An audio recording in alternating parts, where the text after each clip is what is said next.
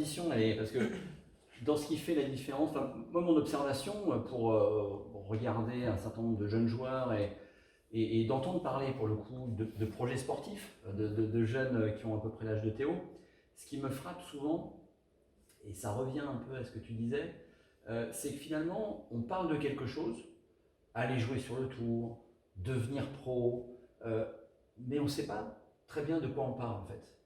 Il y a l'aspect sportif, de dire bah voilà, on sait qu'il va falloir faire des compétitions, on sait qu'il va falloir passer par tel tour, on sait qu'il va falloir marquer des points, etc.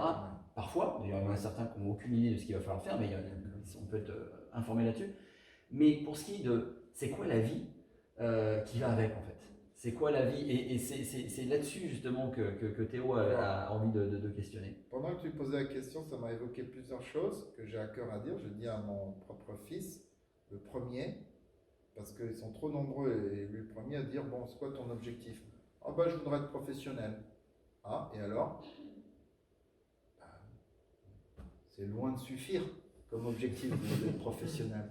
Professionnel, et alors?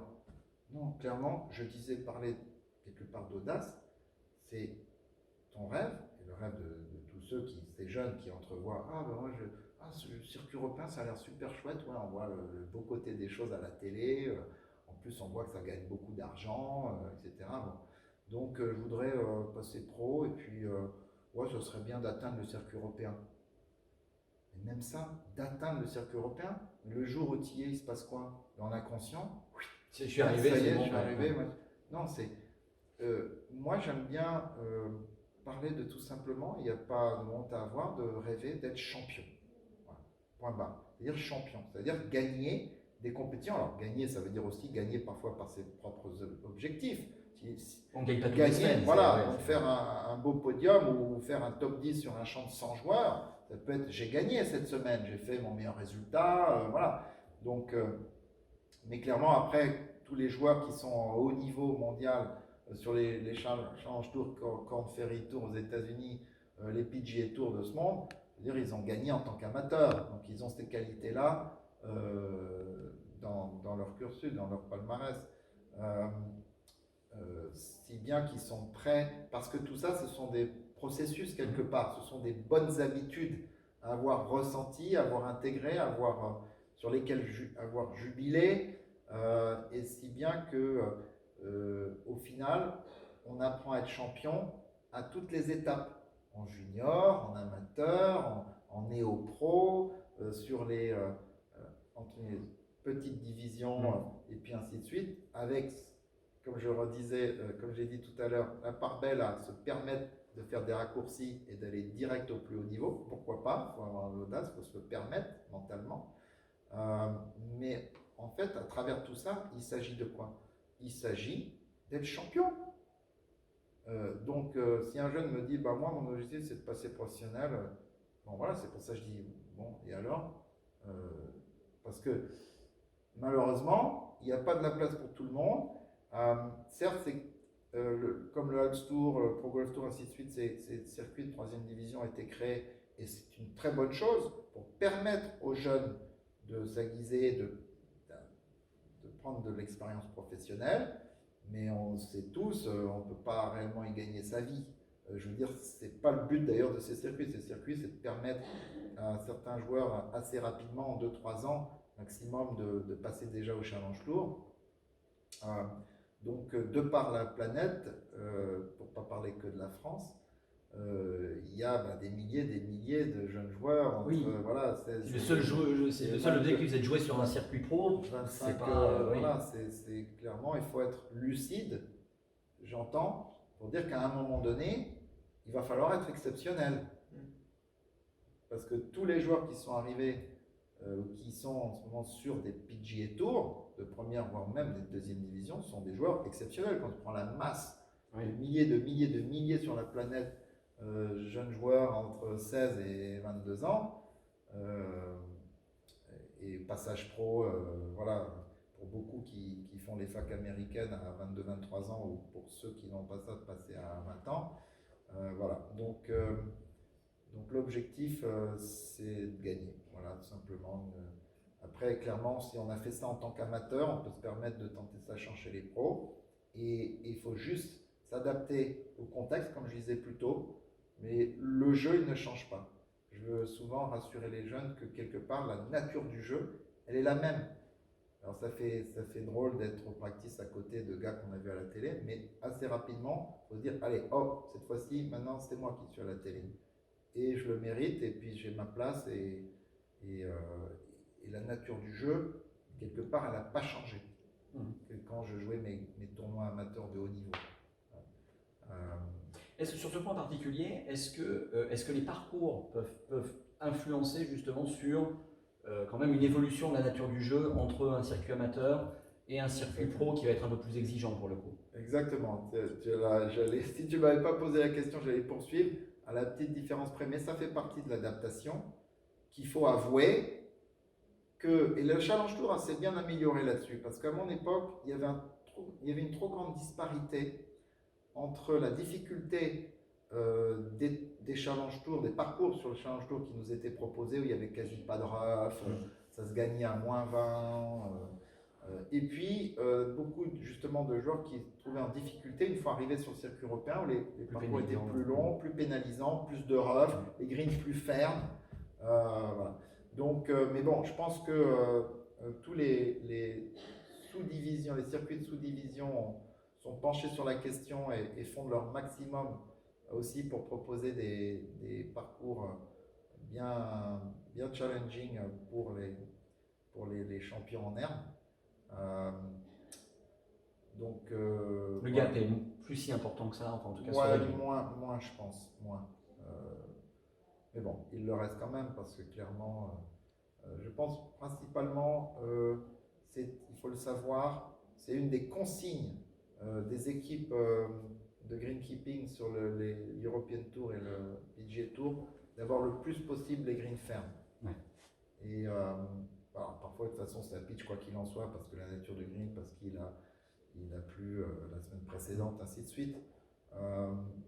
Mais clairement, en fait, aujourd'hui, ça c'est une condition. Je dis ça par rapport au jeu, peut-être dans certains grands prix amateurs ou encore sur des tournois Tour, Challenge Tour où on est exposé au ce que j'appelle en jargon le jeu fléchette quoi. Hein, pose la balle, ça se pose à pitch. Bon. Voilà, aujourd'hui il faut s'attendre à ce. C'est pour ça que d'aller jouer en tant qu'amateur aussi, si tu auras l'opportunité d'aller faire des grands prix sur des links, c'est une bonne expérience et c'est vraiment très important de le faire pour développer cet aspect du jeu qui est tellement différent parce que ça amène la conscience de quel endroit je veux déposer ma balle, avec quel spin, et ce club-là, quel taux de spin j'aurai. La balle va-t-elle s'arrêter tout de suite au deuxième rebond ou est-ce que ça va prendre 4 rebonds avant qu'elle. Toutes ces expériences-là avec le vent, éviter les pots bunker, ainsi de suite, c'est pour ça que c'est aussi génial, et passionnant le jeu de links qu'on admire chaque année au British Open. J'ai une expérience. J'ai une expérience au links il y a en octobre, et effectivement, c'était. Ouais, c'est vrai. En France. Ouais, c'était le Touquet. Ouais, le Touquet, fantastique parcours. C'est là où j'ai eu la chance d'être champion de France amateur. Et record du parcours. Non. Et record du parcours peut-être 65. 65, ouais. Moi j'ai pas joué 65. C'était compliqué. Mais... Ah ouais, non, mais je l'ai rejoué récemment ces dernières années. Non seulement c'est super, mais effectivement c'est un beau challenge. Alors, la journée d'un golfeur. Les journées d'un golfeur. On va revenir sur ta carrière en tant que pro. Déjà en tant qu'amateur pour devenir pro et en tant que pro pendant la carrière de 20 ans, quelles ont été les journées en dehors des journées d'entraînement Les journées d'entraînement type, tu vois, je pense que, je ne vais pas parler que de moi, je pense que le joueur professionnel en général, il y aura forcément eu un dernier tournoi pour lequel il y a eu du feedback. Qu'est-ce qu'a été? Est-ce que c'est juste le swing en général qui à un moment donné, qui s'est vu en difficulté par plusieurs compartiments du jeu, ou est-ce que par exemple c'est juste le driving qui a posé problème, ainsi de suite. Indépendamment des éventuels problèmes à régler par rapport à un historique récent, il y a ce qu'on appelle faire ses gammes. Voilà, donc je dirais que à travers tous les compartiments du jeu,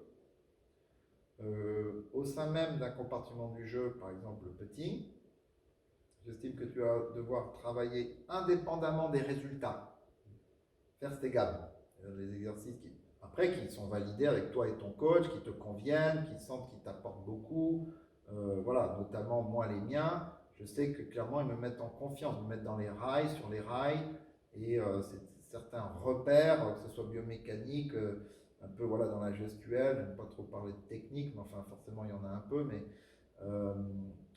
voilà, il y a ces aspects-là qui vont avec le placement, la routine, ainsi de suite.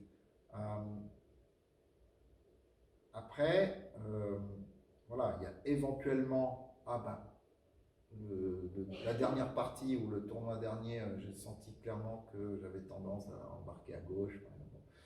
Donc, où j'étais resté un peu court, donc là, le dosage, ainsi de suite, ma capacité à bien doser tend à être améliorée.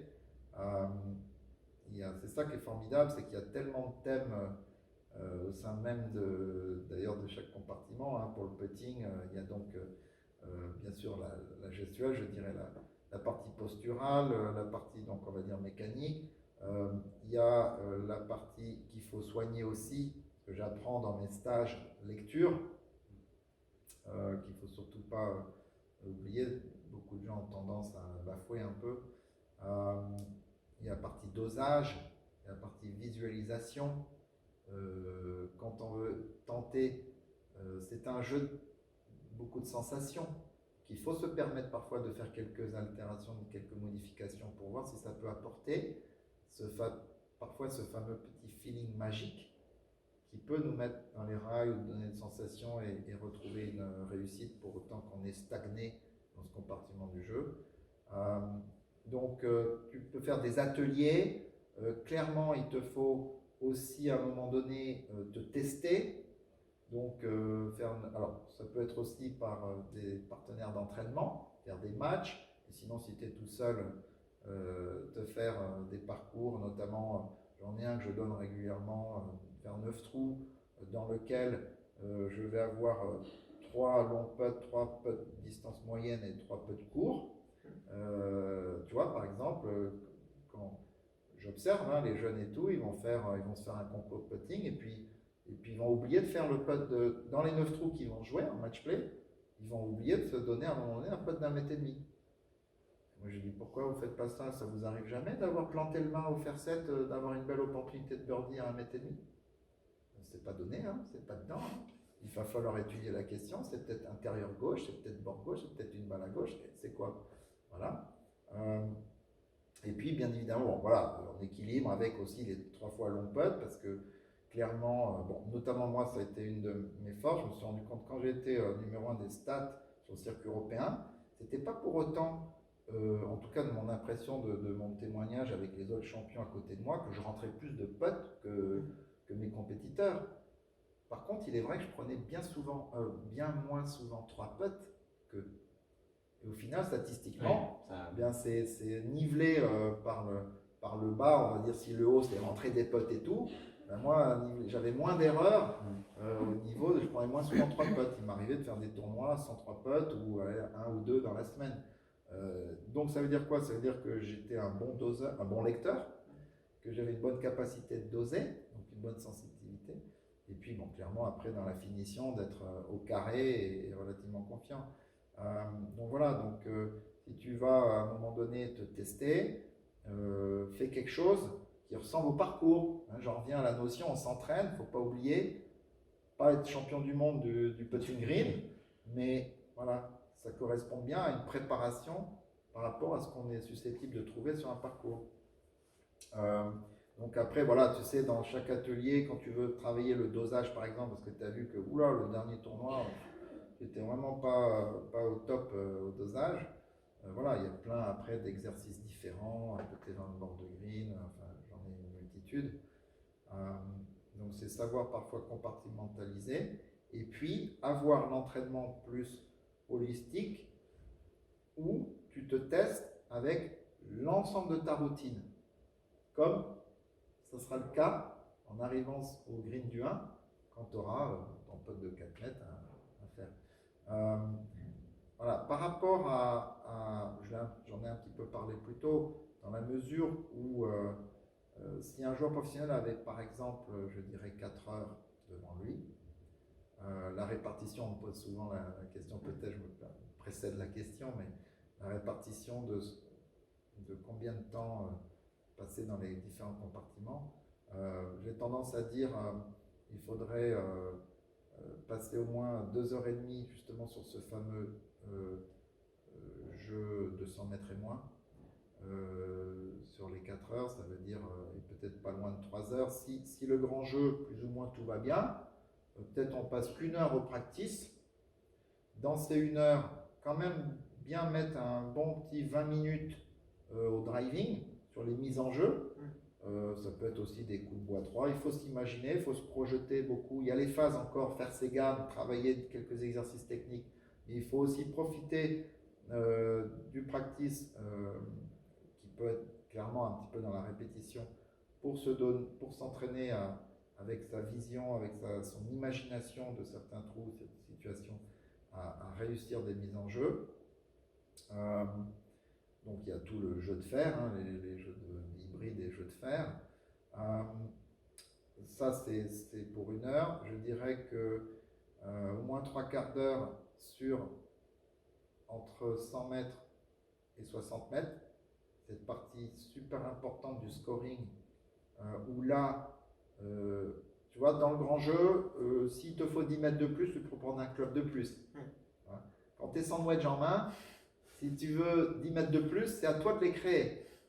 En général, pas en forçant, mais en allant plus dans l'amplitude. Enfin là, c'est pareil, il ne faut pas rentrer là maintenant dans la technique, mais dans les moyens, comment on peut y parvenir.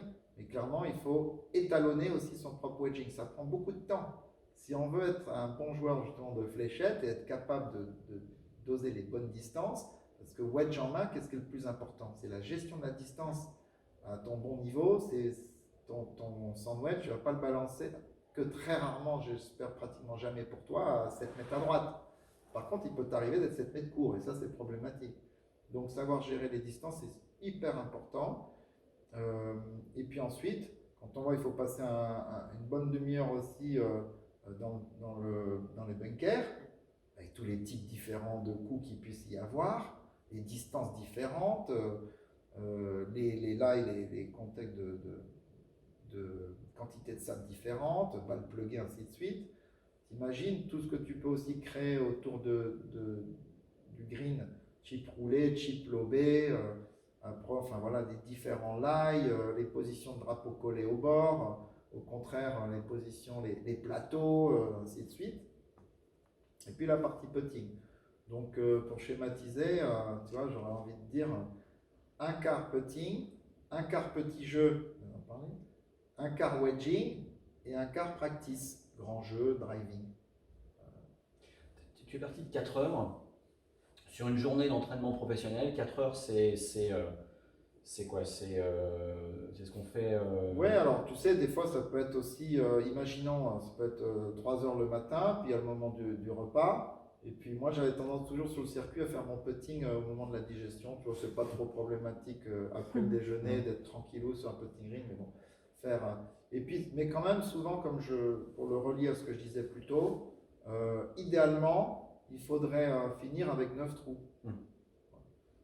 Ce qui complète une journée de 6 heures. Voilà, de 7 heures, 6-7 heures, ce qui complète clairement. Après, si par l'opportunité, tiens, il y a les autres copains, jeunes joueurs professionnels ou amateurs, enfin qu'importe,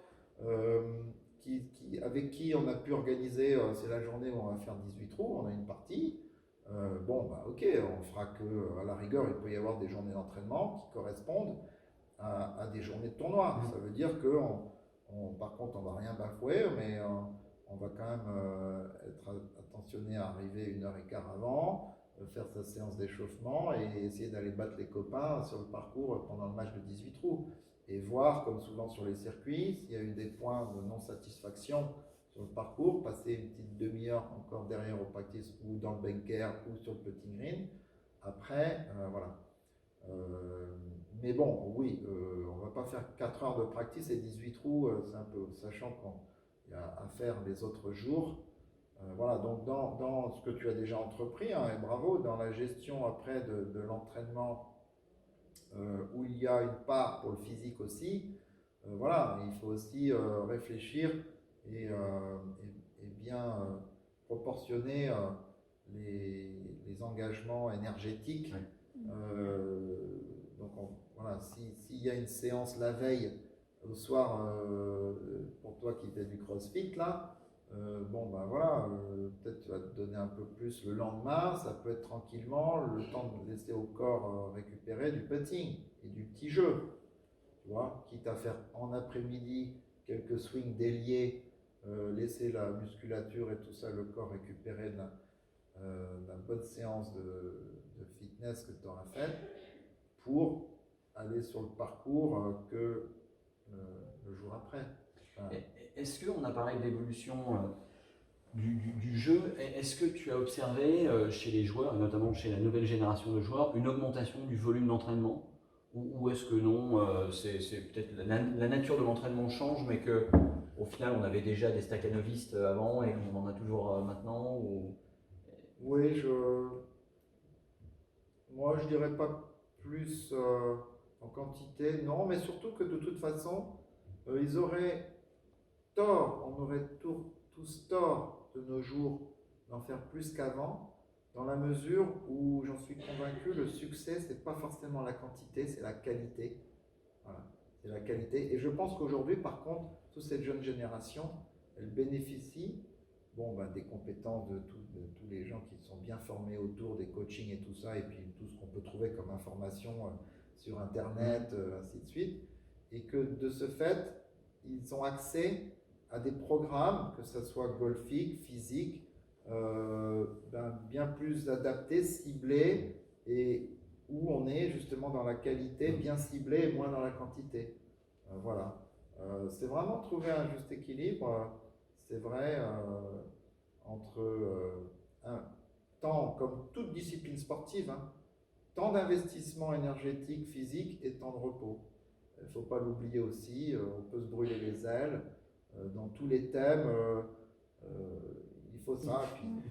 Puis au final, avec l'expérience, on s'aperçoit que c'était plutôt grillé mentalement, la concentration n'était pas là, ou au final, j'ai été de nouveau en situation de gagner ou de faire une belle perf, mais j'avais tellement de fatigue nerveuse accumulée que j'ai pas pu être à la hauteur parce que clairement, j'ai pas eu le temps de repos sur cet aspect-là où on laisse les clubs 2-3 jours dans le garage, on va faire autre chose, ses amis, à la plage, l'été, etc.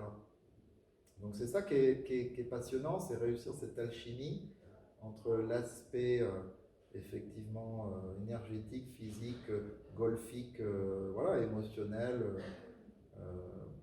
pour ce qu'a superbement bien aussi, pour ne citer que lui, mais montré Tiger quand il est arrivé. En tout cas, moi, de ma génération, ce qui m'a frappé, c'est-à-dire que moi, comme les autres, on faisait nos 25, moi j'en faisais en moyenne 27 tournois sur le circuit européen. Il a personnalisé ce concept de qualité, pas quantité.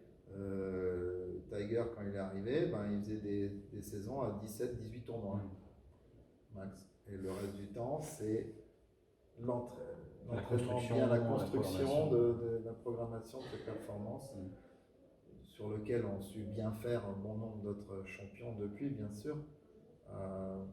Mais voilà, ouais.